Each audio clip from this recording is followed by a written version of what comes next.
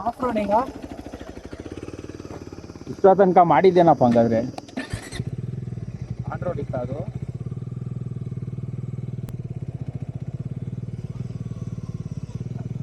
ನಿಜ ಯಪ್ಪ, ಇಂಜಿನ್ ಎಷ್ಟು ಬಿಸಿ ಆಗೈತೆ ಗೊತ್ತಾ, ಸೈಕ್ ಬಿಸ್ತ ತೊಡೆ ಎಲ್ಲ ಸುಟ್ಟೋಯ್ತೈತೆ ಕಣ. ಪ್ರತಿ ಸಲ ಬೆಂಗಳೂರಿಗೆ ಮಾದೇಶ್ವರನ ಬೆಟ್ಟದಿಂದ ಸೇಮ್ ರೂಟಲ್ಲಿ ಬಂದು ಬೇಜಾರಾಗಿತ್ತು. ಅದಕ್ಕೆ ಈ ಸಲ ಹೊಗೆನಿಕಲ್ ಕಡೆಯಿಂದ ಬರೋದ ಅಂತ ನಮ್ಮ ರೈಡ್ ಸ್ಟಾರ್ಟ್ ಮಾಡಿದ್ವಿ.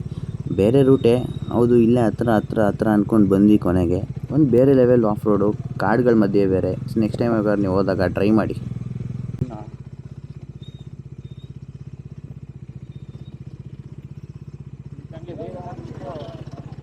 ಧೈರ್ಯ ಮಾಡ್ತೀನಪ್ಪ, ಧೈರ್ಯ ಮಾಡೋದ್ರಲ್ಲಿ ನನಗೆ ಇಷ್ಟ ಇದೆ.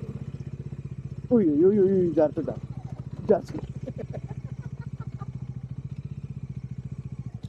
ಅದೇ ಅದಕ್ಕೆ ಕಾಮಿಡಿ ಕೇಳ ಹತ್ಲಾಗಿತ್ಲಾಗ ಹೋಯ್ತದೆ, ಏನು ಮಾಡೋಣ ಅಂತಾನಲ್ಲ. ಲೌಡ ಇಲ್ಲ ಆಯ್ತಲ್ಲ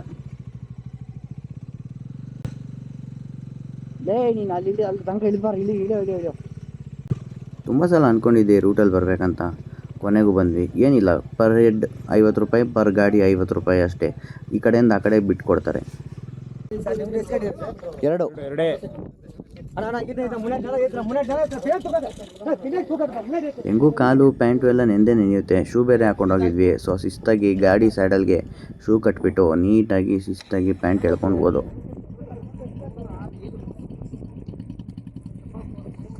ಆದರೆ ಸರಿಯಾದ ಟಾಸ್ಕ್ ಇದ್ದಿದೆ ಅಂದರೆ ಈ 190 kg ಬೈಕ್ನ ಎತ್ತಿ ತೆಪ್ಪದಲ್ಲಿ ನಿಲ್ಸೋದೇ ಟಾಸ್ಕ್.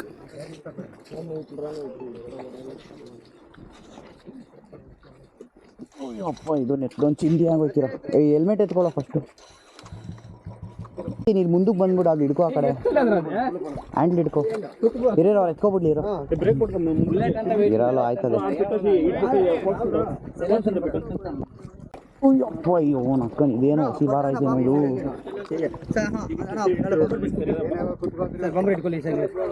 ಇದೇ ಹಿಡ್ಕೊಳ್ಳೋ.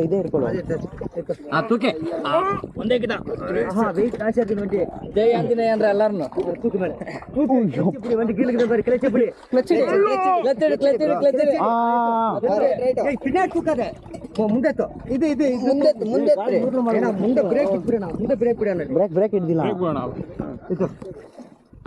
ಕೆಲ್ಸ ಹಿಂಗೆ ಮುಂದೆ ಕೆಲ್ಸ ಇದನ್ನ ಕ್ಲಚ್ ಹಿಡ್ಕೊ ಮಗ, ಹಂಗೆ ಒಂಚೂರು ಅವ್ರಿಗೆ ಭಾರ ಆಗುತ್ತೆ. ಹ್ಞೂ ಕಣ, ಕ್ಲಚ್ ಹಿಡಿಯೋ ಇವನು.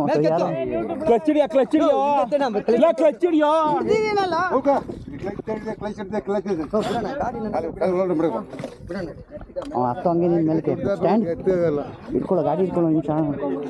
ಒಂದು ಚಾಕ್ಲಿ ಬೇರೆ ಉಣ್ಕೊಬಿಟ್ಟೈತಿ ಇಲ್ಲೇ. ಎಲ್ಲ ಐತಿ ನಿನ್ ಶೂ. ನೀರಿಗಿದ ಮೇಲೆ ನೆನಿಲೇಬೇಕಲ್ವಾ, ಕಾಲೆಲ್ಲ ನೆಂದೋಗಿತ್ತು. ನಾನು ರಶ್ಮಿಕಾ ಮಂದನ ಥರ ನೆಡ್ಕೊ ಬಂದು ದಡದಲ್ಲಿ ಇದ್ದಿದ್ದು ನಮ್ಮ ಶೂ ಹೆಲ್ಮೆಟ್ ಎಲ್ಲ ಎತ್ಕೊಂಡು ಮತ್ತೆ ತೆಪ್ಪ ಆಗ್ತದೆ. ಬಂದೆ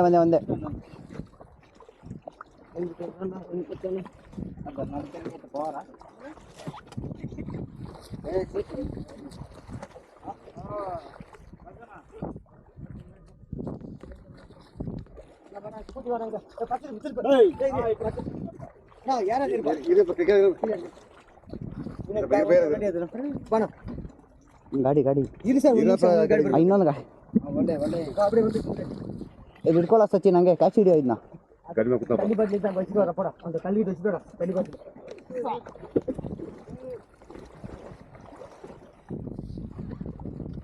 ಎಲ್ಲ ಈಜಿಯಾಗಿ